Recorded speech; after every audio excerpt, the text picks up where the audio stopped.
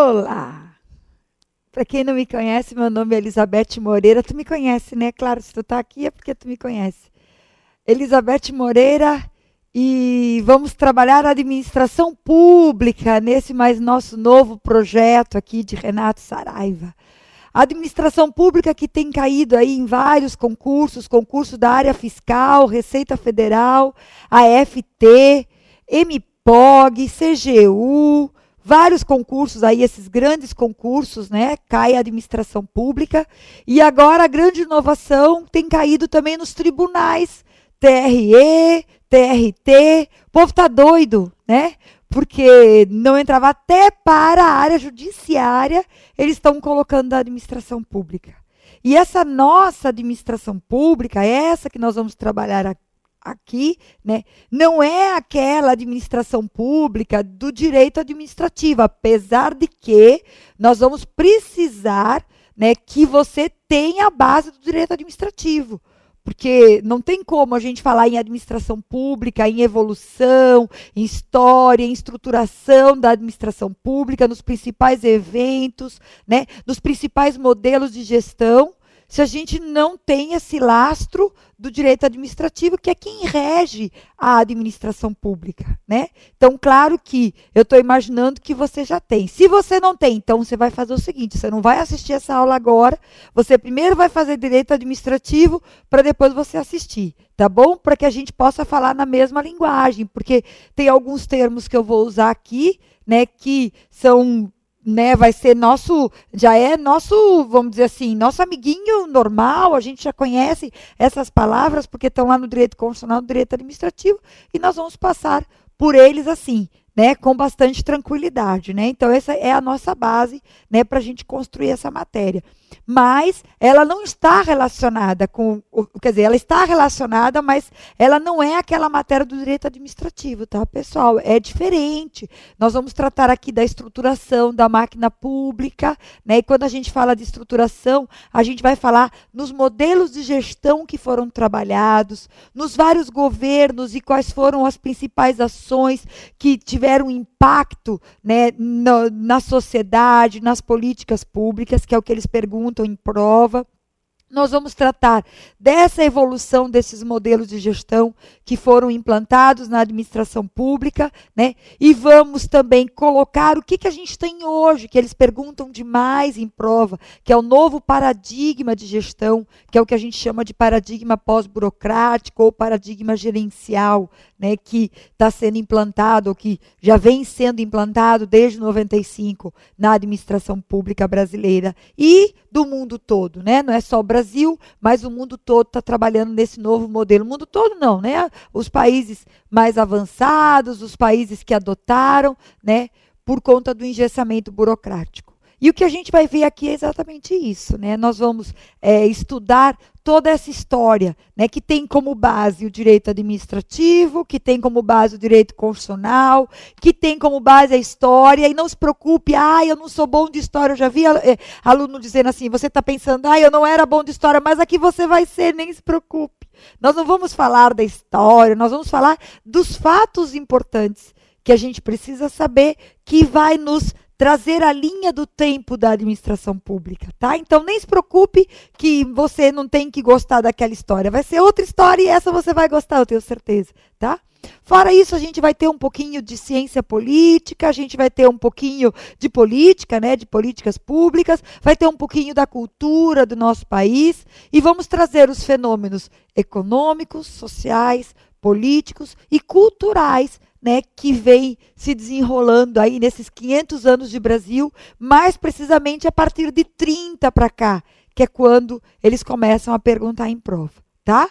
Então, o que a gente vai ver aqui é um pouquinho de cada uma dessas coisas, tá? Nem só direito administrativo, nem só direito constitucional. Eu não vou falar de poderes da administração, nem se preocupe que a nossa matéria não tem nada a ver com aqueles primeiros capítulos lá dos livros lá de direito administrativo. Não. A gente vai usar aquilo como base para que a gente construa aí o nosso pensamento acerca de administração pública, tá? Pessoal, eu preparei, né, um sumário do que nós vamos trabalhar aqui. Apesar de que você já tem esse sumário aí no site de Renato, né, dos assuntos que serão trabalhados, só que eu mudei a ordem, né? É a ordem que eu gosto de trabalhar, que eu acho que é boa, porque, né, vocês entendem melhor, né, traz uma lógica na cabeça da gente para a gente poder entender esse assunto, né? E é nessa ordem que eu vou trazer aqui para vocês, tá?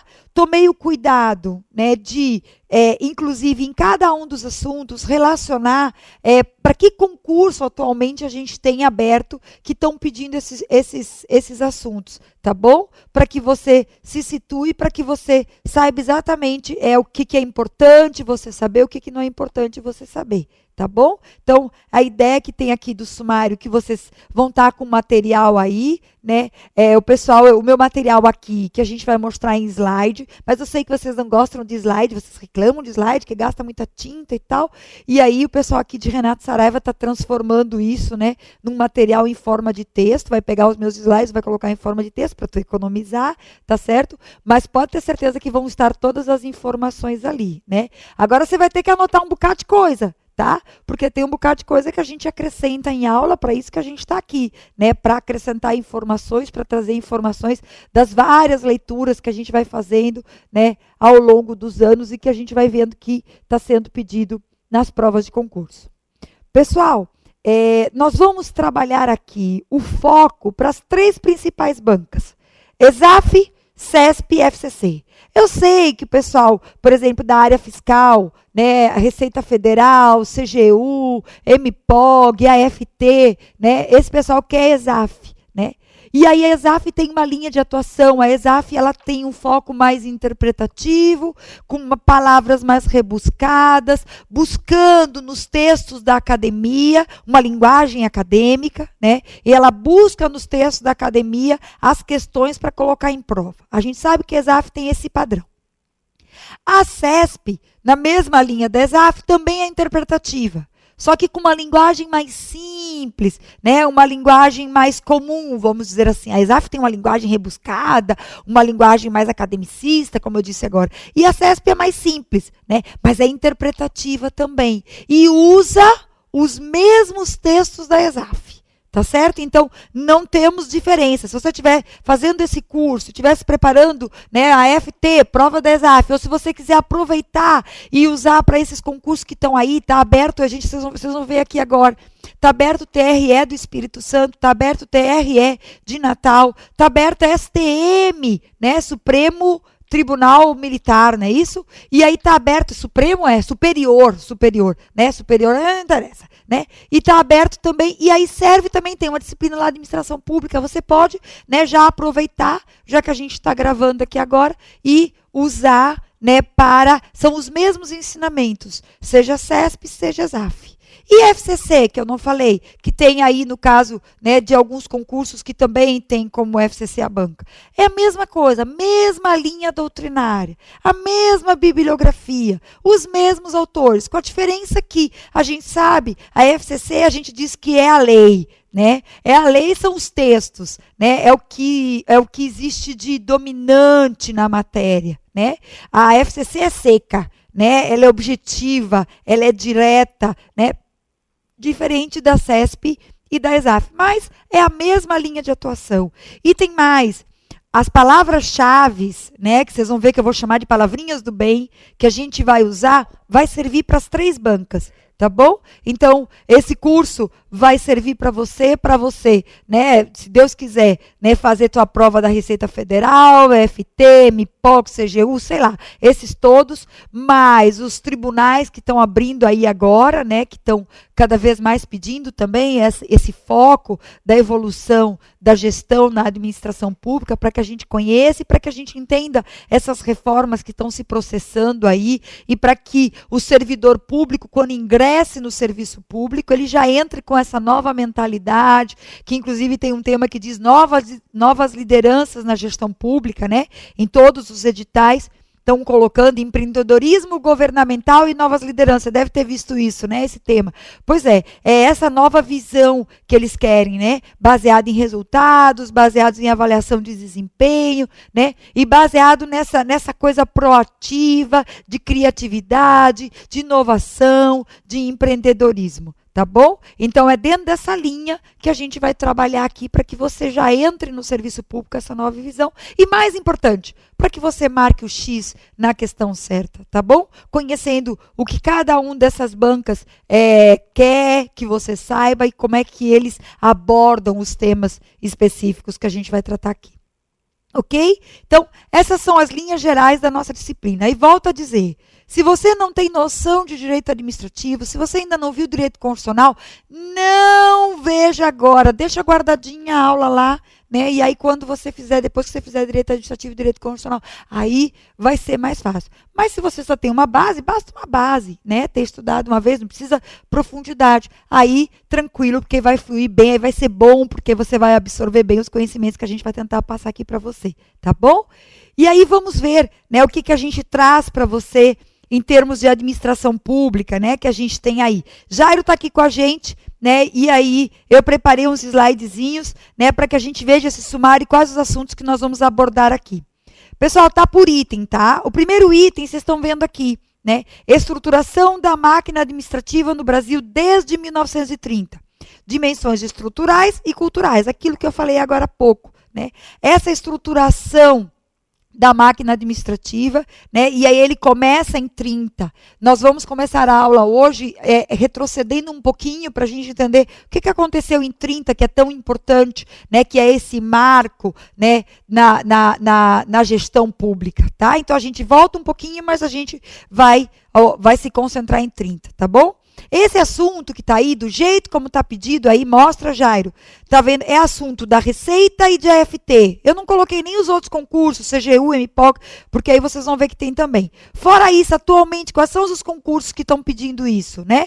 Eu botei aqui, ó, analista judiciário da área administrativa, técnico judiciário do TRE Espírito Santo. Tanto o analista judiciário quanto o técnico judiciário colocaram esse título lá no edital, né?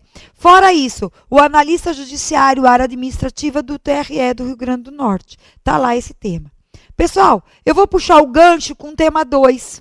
O tema 2. O tema 2 diz assim, ó, mostra já. O processo de modernização da administração pública. E tem outros títulos, ó, modelos teóricos de administração pública, patrimonialista, burocrático gerencial. Aí tem outro título, experiências de reformas administrativas. Isso tudo são títulos que caem em concurso. Depois outro, evoluções dos modelos, paradigmas de gestão, a nova gestão pública, tá? Pessoal, e aí tem mais, né? Administração pública, tá vendo aqui, tá me acompanhando? Modelo racional legal ao paradigma pós-burocrático. E aí, esses títulos do item 2 são colocados na prova de auditor da Receita, AFT, na prova de analista judiciário, área judiciária, analista judiciário, área administrativa, e essa é a grande inovação, ó, analista judiciário, área judiciária, nunca tinha visto cair esse assunto na área judiciária, tá? Analista judiciário, área administrativa e técnico do TRE do Espírito Santo. Tá? Então, esse edital que está aberto do TRE Espírito Santo tem esses assuntos que estão colocados ali. Administração pública do modelo racional legal, paradigma pós-burocrático. Fora isso, a gente tem a prova do STM e a gente tem a prova do TRE Rio Grande do Norte. Aí volta para mim, Jair, para o pessoal ficar ligado aqui. Pessoal, o tópico 1 e o tópico 2 eu separei. Mas a gente vai tratar aqui como se fosse uma coisa só. Porque a estruturação da máquina administrativa desde 30, quando a gente for estudar essa estruturação, vocês vão ver aqui comigo, nós já vamos estar falando dessa nova gestão pública ou da administração, né, a evolução da administração pública do modelo racional legal ao paradigma pós-burocrático. Tu entendeu? Então, quando a gente falar da evolução e da estruturação da máquina pública, que vai de 30 até os nossos dias, nós já vamos colocar ali todos os aspectos culturais, econômicos, políticos e administrativos.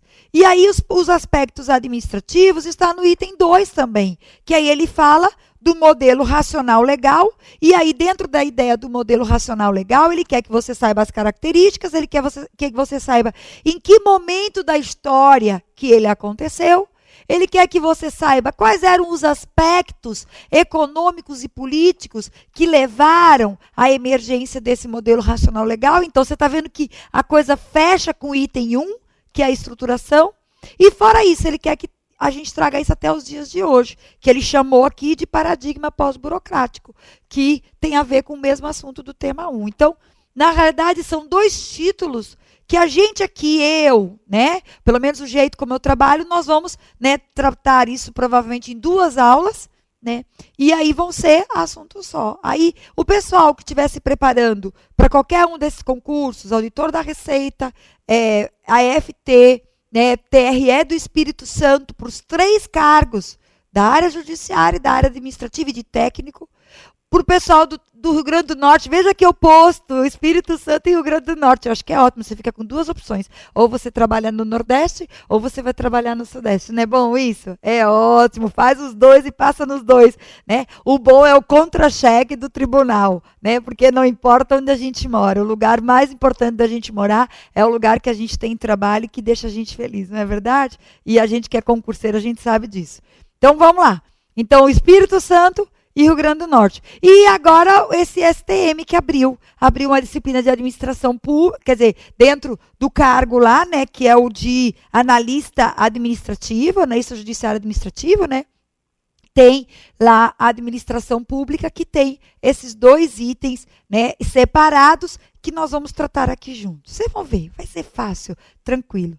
Tá bom? Então, aí conforme a gente for trabalhando aqui, vocês vão ver que na ordem dos slides eu vou colocar item 1 e 2 no slide. Aí você sabe que a gente está tratando dos 2 itens que, na verdade, eu vou juntar como se fosse um só, tá bom? E aí você sabe que, para todos esses cargos que a gente falou, você pode ter certeza que você tem que estudar isso para você se dar bem na prova, ok? Então, o item 1 e 2, nós estamos conversados. Vamos para o item 3.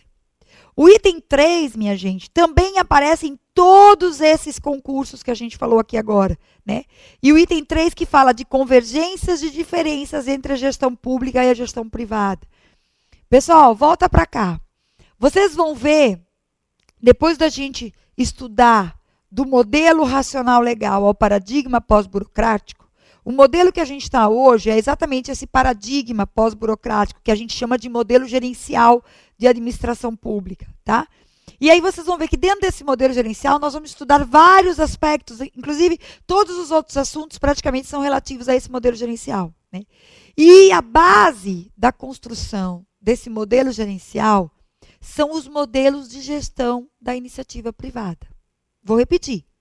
A base da construção desse modelo gerencial, que é o modelo que está sendo adotado atualmente na administração pública, que a gente chama de paradigma pós-burocrático, a base dele são os modelos da iniciativa privada, os modelos de gestão que as empresas privadas usam, tá? Se você não é da área de gestão, você é da área jurídica, a gente tem vários modelos de gestão. Não sei se você já ouviu falar qualidade total, já ouviu falar nisso, não já? Mesmo que você seja da área jurídica, você ouviu falar qualidade total, já ouviu falar em reengenharia? Não tem problema, vai ouvir falar aqui comigo. A gente tem vários modelos que a gente usa para gerir a administração privada, e esses modelos, que são instrumentos de gestão, a gente está adotando-os na administração pública. A gente está adotando. Por quê? Porque chegou um momento na história do mundo que a administração pública se mostrou ineficiente naquele modelo que ela usava. E aí ela foi para os modelos de gestão privada, se inspirou neles e disse, poxa, a iniciativa privada dá resultado, dá lucro, atende bem o cliente, e a gente não. O que a gente tem que fazer? Então, não vamos inventar a roda, vamos pegar o que já tem pronto e vamos adaptar à nossa realidade. E é isso que aconteceu. Pegou-se os modelos de gestão da administração privada, tentou se implantar na gestão pública, adaptando à ideia da administração pública, aos pressupostos da administração pública, às especificidades da administração pública. Aí por isso que eles colocam aqui um item, convergências e diferenças entre a gestão pública e privada. Coisa simples, coisa do direito administrativo, que a gente vai ver aqui. Por isso que eu digo que a gente tem que ter alguma basezinha, tá bom? E aí a gente vai ver quais as diferenças, quais as convergências, para que a gente possa adotar aquele modelo, porque nem tudo que é da gestão privada pode ser adotado igualzinho na gestão pública, porque existem diferenças. Explicado esse item fácil, tranquilo, né? Depois que a gente fizer essas 2 primeiras aulas, vocês vão ver que o resto que vem é muito fácil, né? Não é que as 2 primeiras aulas sejam difíceis, mas eu digo que essas 2 primeiras aulas são as mais importantes, porque são base para o resto da disciplina. Se a gente conseguir pegar bem essas 2 primeiras aulas, a gente vai fazer com muita calma, você vai ver que o resto, ó, é beleza, é tranquilo, é só, ó, correr por abraço. Então, item 3, resolvido todos os cargos. Mostra aí, Jairo, ó. Analista judiciário, né? Uma inovação. Analista judiciário, analista administrativo. Ai, mudou de página. Analista administrativo, técnico judiciário, tudo do TRE Espírito Santo. STM também, TRE Rio Grande do Norte, auditor da Receita e AFT, que é o nosso foco. Item 4. Gestão pública empreendedora. Começamos a falar na disciplina sobre empreendedorismo, sobre inovação, sobre criatividade. Esse é o título usado nas provas da Receita e de AFT. Mas, nos outros concursos apareceu assim, empreendedorismo governamental e novas lideranças no setor público. A mesma coisa, temos que estudar do mesmo jeito. Gestão pública empreendedora ou empreendedorismo governamental e as novas lideranças é o mesmo tema, só colocado de forma diferente, né? Mas é a mesma coisa. E esse, desse jeito, está colocado também nas provas do TRE Espírito Santo, do STM e do TRE Rio Grande do Norte, fora de auditor e de também auditor, né? Mas auditor do trabalho e auditor da Receita, tá bom? E aqui também cai no MPOG, cai também na CGU, como eu disse para vocês, e vários outros tantos concursos. Estou falando desses grandes, desses que estão abertos agora, estou falando desses outros que estão praticamente todos os anos, né? MPOG está abrindo aí todos os anos, CGU tem um boato de que vai abrir. Fora isso, pessoal, tem quem vai fazer, quem tem interesse, ICMS Rio de Janeiro, ICMS São Paulo também cai, né? E que são ICMS, eu chamo ICMS, não é o concurso ICMS, é o concurso ICMS, é fiscal, né? Fiscal de São Paulo, fiscal da Secretaria da Fazenda e fiscal do Rio de Janeiro, que a gente chama assim, né? Que também são assuntos aí que estão falando, né? Que saiu o edital agora em janeiro, do Rio de Janeiro, também serve se você estiver aqui me assistindo, tá? Vamos lá, o item 5. Gestão de resultados na produção dos serviços públicos, né? Pessoal, gestão de resultados na produção dos serviços públicos também serve para todos os concursos. Vocês vão olhar aqui também, ó, TRE do Espírito Santo, STM, TRE do Rio Grande do Norte, auditor da Receita e EFT, tá? Gestão de resultados é um assunto que tem caído praticamente em todos os concursos. E seja a banca ESAF, CESP e FCC, também está sendo pedido pelas 3, tá bom? A ideia de resultados, só para você entender o que significa isso, é a ideia baseada em avaliação de desempenho, em resultados econômicos, financeiros, né, em resultados políticos, né, sobretudo na avaliação feita não só interna, que a gente chama de controle interno, no controle externo, que a gente, né, fiscaliza, que são os órgãos de controle externo que fiscalizam o poder público, né? E fora isso, o controle social, ou seja, o controle feito pela própria sociedade. Essa é a base da gestão de resultados, né? Na realidade, é a execução do controle pelos diversos atores que a gente tem aí, né? Os atores internos, os atores externos e a sociedade, o cidadão, né, que cobra que os serviços públicos deem resultados. E esses resultados não significam resultados só financeiros, mas resultados políticos, resultados que tragam impacto para a sociedade. Né? E aí a gente vai estudar as várias dimensões desses resultados, no que toca à eficiência, à eficácia, à efetividade, né, à economicidade, que são resultados, né, hoje buscados pela gestão pública, né, que são as dimensões de resultados buscados pela gestão pública, ok? Então, gestão de resultados na produção dos serviços públicos é o outro tema também que vai cair, né, em praticamente todos os concursos que a gente relacionou.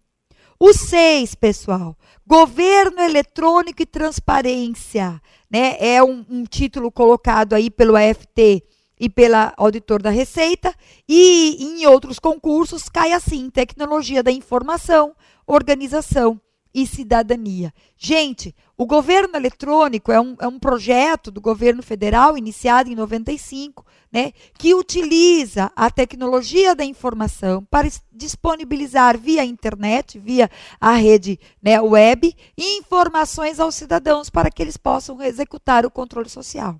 Fora isso, não é só os cidadãos, é uma interação entre os cidadãos, entre a sociedade, entre o poder público, ou dentro das esferas do poder público, né? Entre os fornecedores, né? Então é um projeto grande, e o resultado desse grande projeto a gente já vê frutos dele. A nossa urna eletrônica, que no mundo todo é paradigmática, a gente viu a última eleição aí, os resultados foram, né, saíram a tempo e a hora, praticamente online, né? Quando encerrou a votação, a gente, depois de 1 hora, 2 horas, a gente já estava sabendo aí de vários resultados. Isso no mundo todo não existe. Então, a nossa tecnologia da informação, que tem por trás o projeto Governo Eletrônico, está propiciando, né, a ideia de cidadania, a ideia de transparência, a ideia de controle social, né, oferecendo serviços para o cidadão, como a gente tem hoje, marcação de consultas, matrículas em escolas, a gente tira certidões pela internet, né, e uma série de serviços. Fora esses serviços que são disponibilizados em várias cidades do país, né? A exemplo de Salvador, que também foi um dos pioneiros no SAC, né? Que é o Serviço de Atendimento ao Cidadão, né? No qual você tira carteira de identidade, tira CPF, quer dizer, você disponibiliza ali de um quiosque único ou de uma central única com vários serviços, né? De forma a propiciar maior qualidade nos serviços públicos. Então, isso tudo a gente vai estudar quando a gente for tratar de governo eletrônico, transparência ou tecnologia da informação, organização e cidadania. Né? Como é que isso começou, quais são os principais projetos, quais são as principais frentes, né? E o histórico desse grande projeto que está aí do governo federal, né? Que está sendo adotado pelos estados. Na realidade, em alguns estados eles foram pioneiros, né? Como o caso, como eu disse, do estado da Bahia, que é pioneiro nesse serviço da Central de Atendimento ao Cidadão. Ok? Item 7, ele colocou aqui comunicação na gestão pública e gestão de redes organizacionais. Gente, a comunicação está diretamente ligada ao governo eletrônico, né? Na hora em que você está disponibilizando a comunicação, está ligada à informação, né?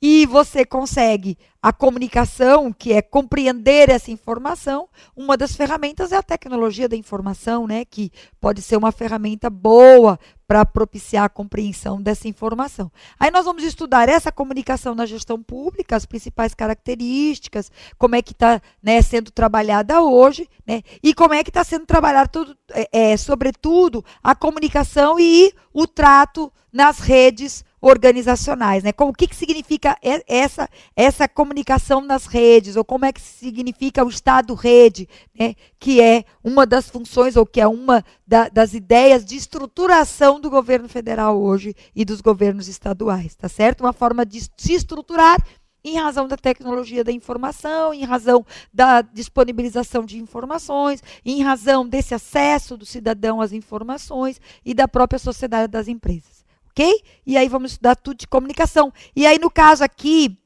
esses dois assuntos já ficam mais restritos, né? Olha aí, bota aí, Jairo, para a parte administrativa do TRE do Espírito Santo, STM, então o pessoal do TRE do Espírito Santo fica ligado aí, né? Porque tanto o cargo de técnico quanto o cargo de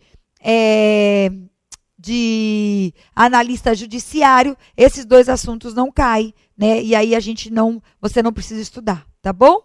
Aí o oitavo assunto, né? Eu vou ter que explicar depois, porque o Jairo disse que já acabou o nosso primeiro bloco, né? E aí a gente vai ter que continuar explicando depois, né? Foi muito tempo eu explicando, mas é importante a gente ter essa base.